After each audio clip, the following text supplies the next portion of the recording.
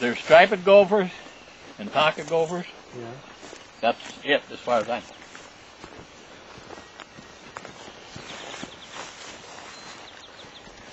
So there's at least maybe 2 or 3 gophers here? In this field? Yeah. I would guess, I don't know because I've never been on this land. 20, 30, maybe more. See, like this is a fresh mound right here. It's still not even dried out. It's dug overnight. Okay. And then this is the circle. That's where their tunnel should be. Oh, that little indentation there. Yep.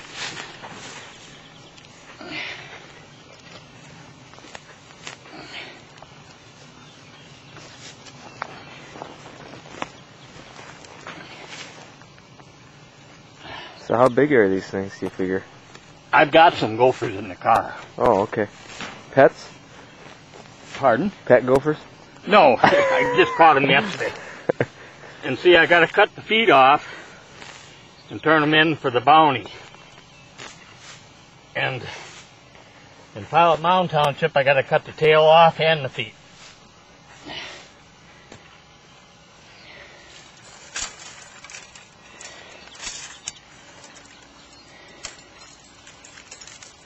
Are they all? It's pretty much $3 a bounty now. No. Caramona's $3. Some of them are $1, right? Caramona's the highest, isn't it? Caramona is $3. Carlton Township is only $1 yet. So Unless they raise it this year. I haven't talked to anybody on the board. do you think that they'll all eventually get up to $3, or? I doubt it.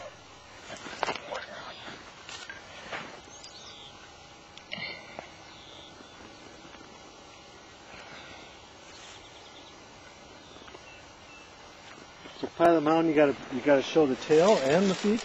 Tail and the feet. From years ago, they decided that they wanted both. So, like this morning, I had 22 gophers. I had to cut tails and feet off, and that takes me a little while. So how deep do you go down with that? Well, Yeah, it depends on the gopher. looks like you go pretty deep. See, now this was Now you got 2 traps set in there? because that's the main runway. Sometimes you'll have one runway will go down 2 foot deep sometimes. Okay. And then, but this was shallow, so I set one each way. And when I do this, 95% of the time I can get them this way. So you're actually kind of a professional bounty hunter in a sense. I've been doing this since I was 8 years old, and I'm 58 now. So 50 years I've been traveling. And how many farmers do you think you're trapping for right now? Over 50. And they're all over the country. Well, Mainly around this kind of area. I guess up to 8 townships right now. But it's more, you know, within the radius of where I live in town. Okay. You live in the town of Taunton? Yep. Okay. Right on the edge. And do you do anything else right now besides? Nope. For the last 2 years, all I've done is trap gophers. Trap a few coon in the wintertime. Uh-huh. So your season runs from about April till? Middle of March usually till Thanksgiving. Now 2 years ago I did catch 60 gophers in January. You're kidding.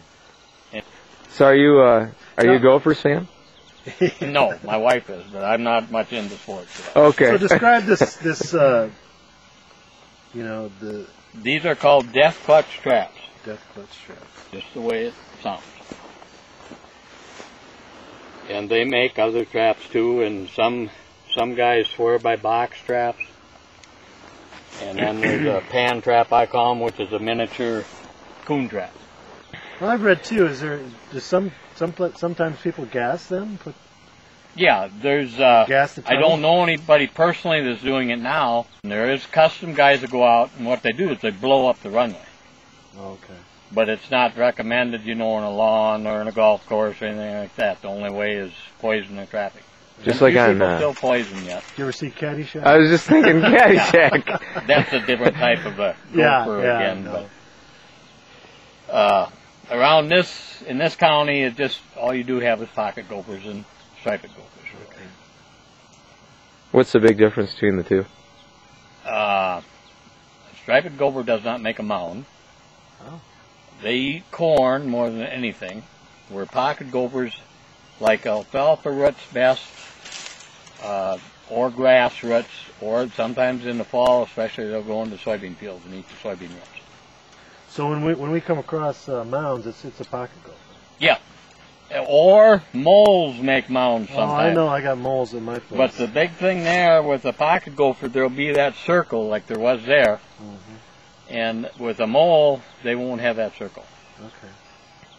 Now, when will you come back and check this? Normally, I let them set 24 hours. Okay. But like if I'm on a farm all day on one guy's land, I may go back in 4 hours and check. Okay. Like yesterday, I probably got 10 gophers that I set for in the morning, and then I checked them toward evening and got them. You can get them in 2 minutes. I mean, Sure. It's happened. Oh, sure. Especially if you set in an open hole where they're in the process of digging. Mm-hmm. So if they're starting here, and I mean, how much of an impact do they have on the other, like the farmland around here? Well, what happens is they get crowded like this field is, and then they spread out, looking for mates this time of year, and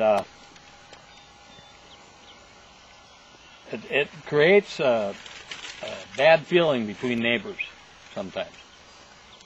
All because gophers are Yeah, on that like- ground and they're starting to come into my Yep. ground. Okay. Yep. Kind of like dandelions.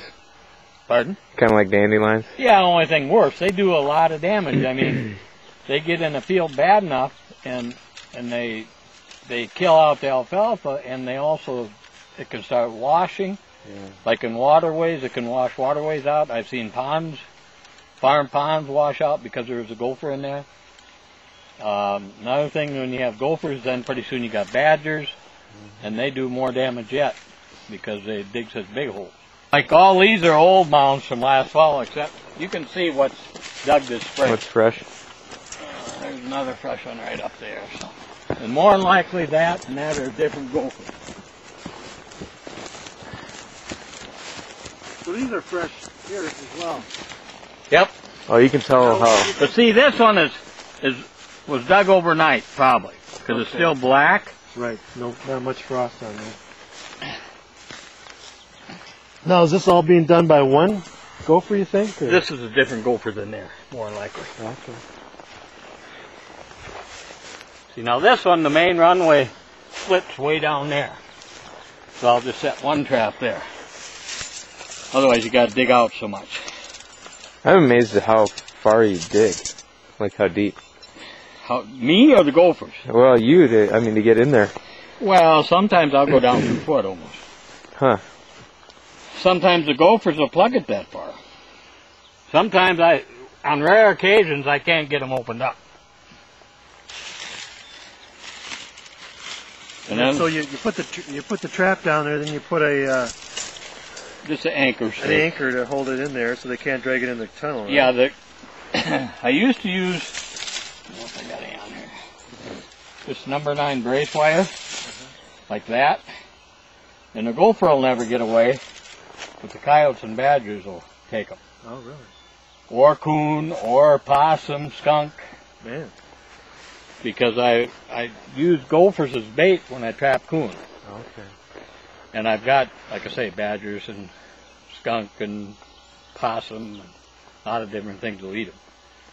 Fox will eat them, if they can get at them and stuff. But I've seen them so bad on CRP land where you can step from one mound to the next over a whole field. So this isn't as bad as what I have seen. I normally set 2 traps per gopher, but on something like this where there's so many, it's just I don't know where one ends and another one starts.